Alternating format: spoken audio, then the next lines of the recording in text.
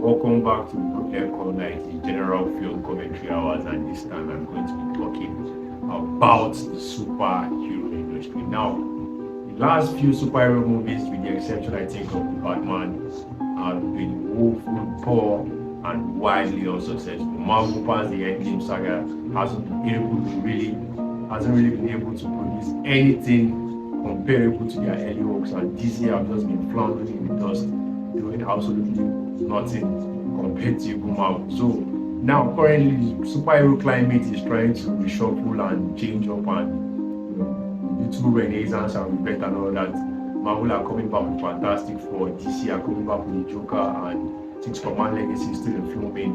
I think Batman Part 2 is going to be dropping in 2025. Now, a major problem, maybe not a major problem, but the problem I'm seeing with the superhero filming industry is, I think the producers have, it can be either a blessing or a problem depending on the producer. Now, like currently, in the current superhero filming market and superhero movies and all that, I think the fans are way too invested. it seems funny, but the fans are way too invested in the storyline and plot and background and every single thing that is going on with the superhero. The director can simply not just come in and make his own vision possible or bring it to life and all that. The fans know, like the fans, you have fans that have read comics books. You have fans that have read comic books since when they were little to their adulthood. They know the superhero in and out, and these fans are full of complaints. Nothing you ever do will ever be able to satisfy them. Will tell you the suit is too blue, the suit should have several pockets, the storyline is like that, you should do this, you should do that. Like, they have so many opinions on things that should and should not be done with superheroes. Now it is good to follow the storyline and canon and all those canon and non-canon arguments and all that. But like at some point, I think for the directors it can be overwhelming because you've got these guys that know so much about the work you have not even produced that you are still working on. You've got guys that are already critiquing what hasn't even come out. They're already giving you guidelines on how to do your own work. And these are people that have never gone behind the camera or gone before it to film or produce anything of their own. All they know is that your movie that is coming out should follow a particular path. And if it doesn't follow that particular path, then you are cooked in their eyes. You are cooked in their eyes. So these guys, they know the in and out of the superhero from the beginning to the end. And the director, you just have to block out all the noise and just find your own vision and your own way to bring particular things come to light. If not, if you listen to these guys, they are going to end up running around in circles because they will never be satisfied. You see a superhero movie that was good, not even good, amazing. Years later, I hear someone on the internet talking about the Superman suit was in one color, it was supposed to be blue and white, so it was supposed to be blue and red. Who cares about the suit? I get comic accuracy and to follow the dreams of the original creators, but if the movie was good, who gives a damn about the color of Spider-Man suit? This one was talking about rhyming suit. This one's fuck the suit. Forget the superhero costume. Look at the superhero suit. Does the movie make sense? If the movie makes sense, then what are we talking about?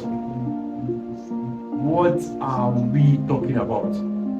Now, on the other hand, for the directors, it can be a blessing to direct a superhero movie because you already have a made fan base that will watch this movie no matter what. It's a money glitch. I think the problem is that money glitch has run out of juice at this point. But at the point of its peak, making superhero movies was a money glitch. You have already made fan bases who will go to bat for this movie. It doesn't matter how dumb, how stupid, how bad the movie is even now.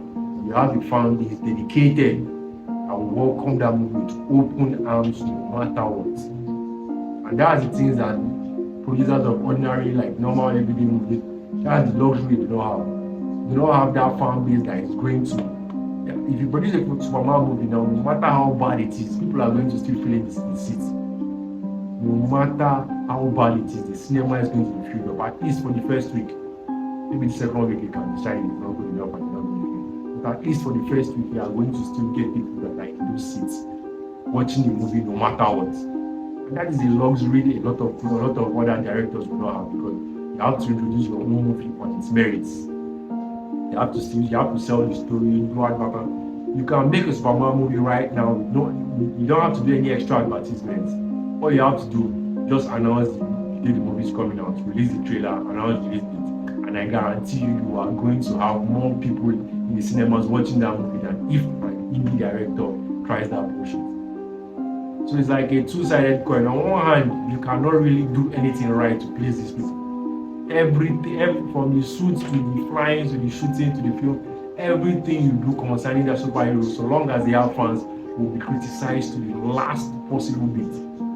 On the other hand, you already have a super fan base that is going to come in, watch those movies, no matter how bad they are. Maybe after the first 2 weeks or so, they might quit, but you know that your first night you are guaranteed a full cinema sitting.